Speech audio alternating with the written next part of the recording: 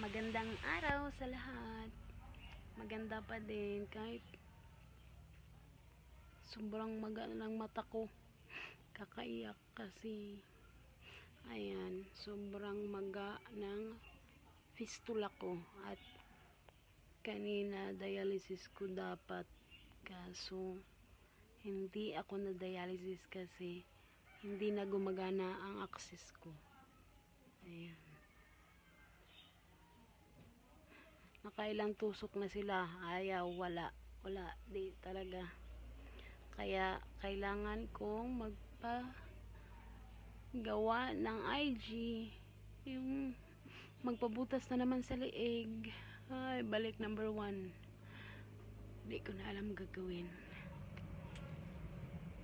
Okay lang sa akin na magpakabit ng IG, pero kailangan ako yung bibili ng gamit na ilalagay sa leeg ko. Kailangan ko ng mga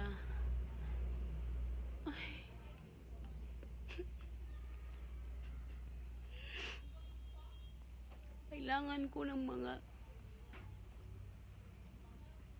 8,000. Saan ako kukuha nun? Halos nga wala kami makain ni Papa. Hindi ko na alam gagawin ko. Bala na. Bala na si Lord. Kung bigyan niya pa ako ng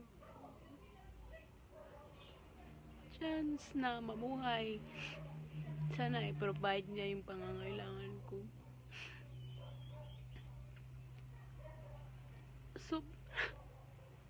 Sobrang nakakalungkot kasi magbe-birthday ako this December 4.